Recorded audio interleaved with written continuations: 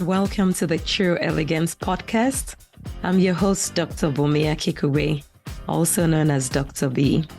Through solo episodes and guest sessions, we delve into the timeless qualities of style, grace, and sophistication and uncover what makes you truly elegant.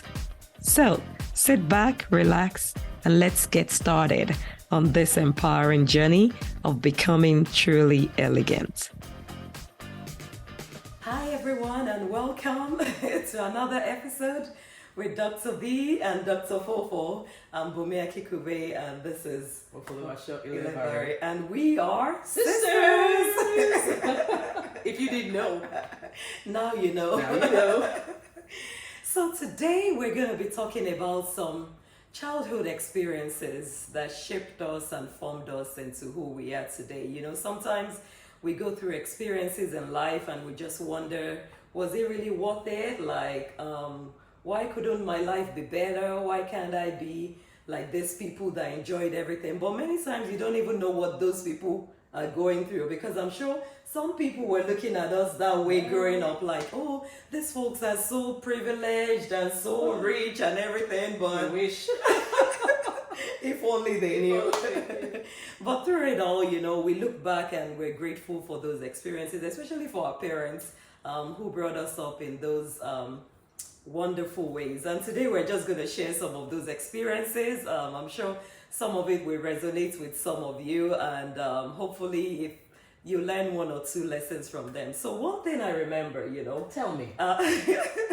Like, let's talk about the mornings, you know. We always had to wake up at a particular time because we had morning devotion at 6 o'clock. Yes. So it's either you're awake by 5:30, 5:45, but 6 a.m., you better be seated in the living room. In the living room, and you know, we'll sing with your songs Bible. With your Bible, and you better not be dozing off, because my dad will be like, what's going on? And you know, those times, some of those mornings seemed rough, but you know, we all know now that, you know, waking up early in the morning helps you to set your day in the right mode and get things going, rather than, you know, waking up later and not even knowing what you're going to do. And I think those things kind of set us up in a routine. And then after morning devotion, you know, if it was school day, you're getting ready, you're out by a particular time. We're walking with daddy to the car and he's saying, I know what the time is, and I know when when I'm I'm leaving home. You had better be in the car or you're walking to school. You're like, what time is it? Oh, daddy is out, we gotta go. And you know, mommy would have packed her lunch and everything. I actually believe that those routines help to keep us, you know, structured and in check and alert in the mornings, because when you start your day with God, like, you can't go wrong, you know. Absolutely. And I think that was a great experience, getting into a routine with the morning flow. Yeah. And even to add to that, there was something special about the mornings, especially the morning devotions. You know, my father is a passionate storyteller. So you can say that again. I believe that we learned a lot about the Bible and parables of Jesus and stories in there just by him narrating the stories. He will kick off a storm, tell the story, and sometimes my mom is like, the time is going, they need to go to school, but he has to tell you how Zacchaeus was that short man, and how Jairus did this and how that, and it was so dramatic. But we never forgot those things. We did very well in Bible camps and competitions at very early ages because of that storytelling. Yeah, the passion part of it. I remember Daddy used to say, every subject is in the Bible. And now when you think of it, you're like, he's right, because it's like, is it language? Is it math? Is it social studies? Is it geography? Is it science? Like, you know, when we're reading the Bible and we come across a word we don't know, he's asking us to pull the dictionary. So in that, we're learning vocabulary. Math, he's talking about all the figures and everything. And science, you know, the shepherds, the sheep, like just everything, agriculture. He did remind us of that, and that was a very reflective time to be able to learn from the Bible and apply it to our daily lives. Yes. And if I think about us growing up now, having kids now, You know, in all the busyness of the world, one thing I believe our parents taught us, and you know, we hope we live up to their standards in that space of finding the time to teach our children the Bible, finding the time to explain scripture, you know, bringing that passion of storytelling so that it feels real. It doesn't feel like something vague they're reading in just, you know, something that was written many years ago. But finding ways to bring the stories to life is something that I know we all try to practice now. Yeah, that passion part of it, I can never forget. Like, my father wasn't necessarily an official pastor, but they used to call him to preach. And sometimes, you know, we'll go to a wedding reception and that is just like describing so vividly the story. We are like, oh my God, what is this? But you know, everybody is so excited, and like you said, you can never forget that story or that experience because he put his whole self into it. That was exciting. Got those fashionista vibes from exactly. All right. Let's pick number 2. Tell us if that resonated with you, because we'd like to know what was your childhood like, and in the mornings especially. But the other one I remember is, you know, our dad was a professor of animal science. And of course, when you hear animal science, that means we live with animals, okay? At some point. Well, not exactly not in the house. Yes, not in the house. We had them in their own barn. Yes, the boys' we had them in the compound. In a different building. Yeah, not in the house, literally. But yes, we had poultry at some point. We had sheep at some point. We had goats at some point. Did we have a cow? We had in the dairy farm. Oh, okay, not in the house. We had to go out to I'm trying to remember. Yes, but we had to take care of cows as well, because we'll go milk them and get the milk, and he taught us how to you know, pasteurize the milk into yogurt, if you recall. Yes, so if I think about what did we learn growing up, it taught us how to take care of pets and things. They were not pets per se, but yes, we were assigned. I remember I had the flock of sheep. I had about 8 of them that I was taking care of.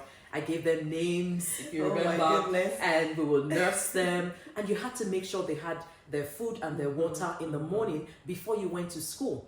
And when you came back from school as well, you had to clean up that messy pen house and make sure everywhere was clean. So it taught us a bit about caring for other people, caring for animals, how to not just focus on the things that we want. Because as kids, you know, you want to play, you want to have fun with yourself and other friends, but we had to learn the discipline of taking care of the things that mattered to us. And it wasn't always easy. There were times where it was inconvenient getting up in the morning before going to school to take care of animals and make sure they were fed. And, you know, but it was an interesting piece. And there was something else that I recollect. He also taught us biology. Oh, yeah. Taught us biology.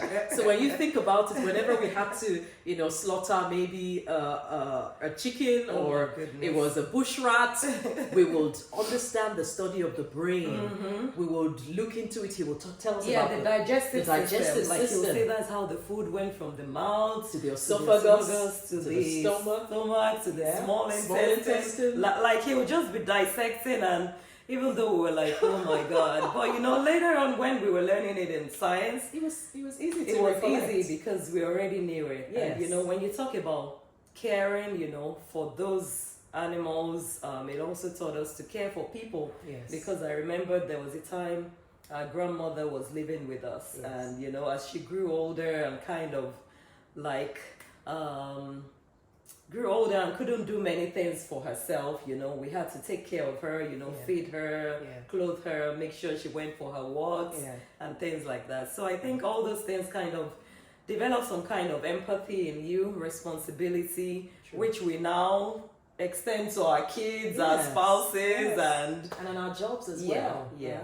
That was fun. Tell me, what's next? Let me see. I think some entrepreneurial skills. Yes. Because right from as Age little 5 as 5, we were like feeling cool, like we wanted to set up our own businesses and make some real money, which our mom and dad encouraged us. I think they gave us some stipend of some stuff, some pocket money. Yes, so and then we had our piggy banks. Piggy banks too. Like every time a guest or someone gave us money, we'll keep it there. And so we were able to explore some businesses, like we made I remember peanut candies. Let's see, some sugar candies too. Yes. Then eventually Tommy and I started baking cakes. Yes. And I remember she was baking for money, and I too. Yes. I baked through many parts of high school and college, like university, even in med school. Like, yes, people used to talk about my cake. Yes, Valentine's Day we will go around the hostels and get orders from the guys. A deal for you. Boyfriends who wanted to impress their girlfriends. We got cakes done. Yeah. And you remember, Tommy was excellent with jollof rice. Oh yeah. Till today, it's still a signature. For those who don't know, Nigerian jollof rice, and especially our sisters, honestly. And so you remember after school on some of those days, while we were in high school, secondary school, she would cook jollof rice, and we'll go sell that. Yeah. And I remember one Christmas where some of the money I had in my piggy bank, I bought a turquoise blue shoe. Oh my goodness. Yeah. I wore that turquoise blue shoe to church every Sunday, whether it matched what I was wearing or not. Yeah, because we ended up using most of our money to buy clothes and shoes. Exactly. We're like, we're going to get a new outfit and everything. But it taught us about profit and loss and how to make some deals with people. And right now, it also helps with our sense of saving and expenditure and things like that. So I believe it was definitely worth it. Absolutely. Yeah. Let's talk about also from a societal standpoint. If you recall, we weren't super rich. Yeah, like middle class. And we lived in the midst of low-income earners or tradies or people who didn't go to school on one side. And on the other side of the geography or location where we lived were the high class. Rich, already owned their houses, lovely rides, new cars. Yeah. And we lived in the middle. Yeah. And tell us a bit about that experience. Yeah, I know, because when you think about it, our house was just strategically located. We had two gates. So one gate opened to the low income side, where people are hawking goods, there's kids on the streets, some with clothes to wear, some without clothes to wear, like just struggling to make a living. And the other gate opened to the high class society that had drivers, that had mansions, cars, nannies, lovely puppies. And so I think it also helped us in our outlook on life, to appreciate what we had, and to aspire to do better. So, being a source of blessing to those who weren't as privileged as us, but also being inspired by those who were maybe like higher class. Because when it comes to like skill, intelligence, education wise, we were basically at par with them. It was just that they had maybe more resources of some sort. But interestingly, many of those kids that we thought were high class society really, really wanted to be our friends. Like they'll come over to our house, they would invite us over, even at times when we had to go, fetch water from people's houses because we didn't have water sometimes, they'll be like, come over, let's have lunch, let's have dinner, like we'll be there forever. And mommy will be like, where are these kids? So it helped us to appreciate what we had, aspire to be better, and establish relationships on both sides. Yes. And when you look at many of those people we grew up with now, everybody's almost at the same level, many of them are all over the world, doing great things, and they didn't stay at that spot where they were, because as many as aspired to be better and live a better life made it. Yes. And there's something I learned also was, I believe that location and the upbringing we had also helped us to not just appreciate what we had, but also be proud of who we were becoming. Right. Because it's very easy to have had imposter syndrome and feel like you wanted that other person's life. Right. But we were not shy. Right. We were confident, we were bold.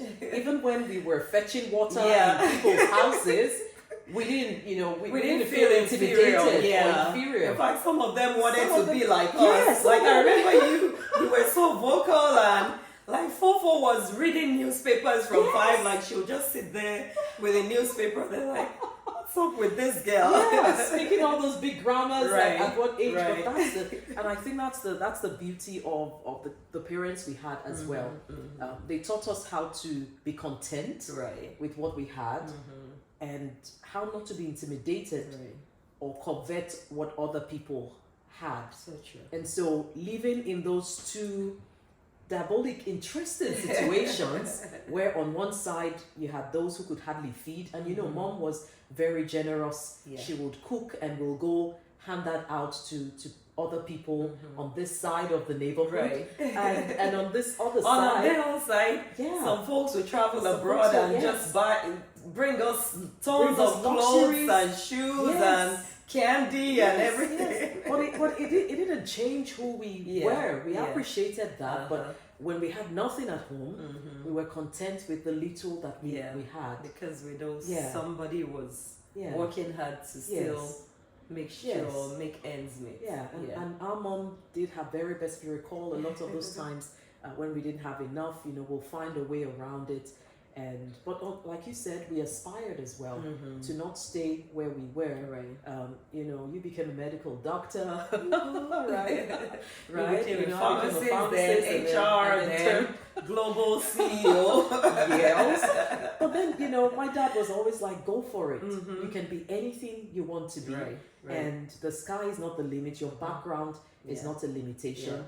And you may have, you know, not had the best of backgrounds, but at some point you've got to own your future and decide what you want to do with it. And I know we had friends who couldn't go to school or dropped out halfway while we were going on to the university. And, you know, some of them, we don't know where they are today, but I'm hoping that, you know, they really went on to do something. But there were some also we experienced who, despite coming from a very lowly background, they used to study with us. They wrote exams with us. They got themselves to school. Today they'll talk about moms after school lessons and classes and how it made so much impact in their lives. Absolutely. Looking back now, it's just a beautiful journey. We're grateful for that. We're grateful for that. I'm sure we could go on and on. You know, there's some other things popping in my mind right now. But you'll have to watch another episode. If you loved this, you've got to tell us. Have a part 2 of this, because there's just so much that comes to mind, and what a beautiful journey and experience growing up in Ibadan, or your state, Nigeria. We're Ibadan girls. Grew up, you know, and now we're all around the world. We're grateful. We're grateful for the privilege we've had, and we want to encourage you. You know, whatever your background was, we've talked about some fun moments. It wasn't all fun. We had some you know, painful, bitter moments also in there where we had to endure things. But you can learn from the past, but don't stay there.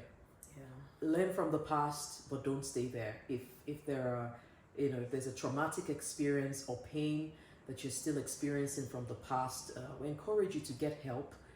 But know that the future is bright.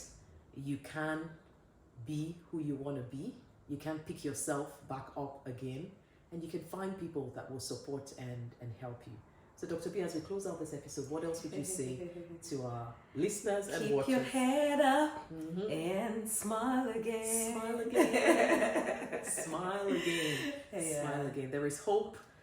There is joy. There is love. And we hope that we are sending you some of that positive energy to let you know that you matter and the future is waiting for you. Go for it. Take care. Be sure to subscribe so you'll be the first to be notified of every new episode. Leave a review and share this podcast with that elegant lady in your life. This is a space where we can come together to empower and inspire each other and live feeling elevated and enlightened. See you in the next episode.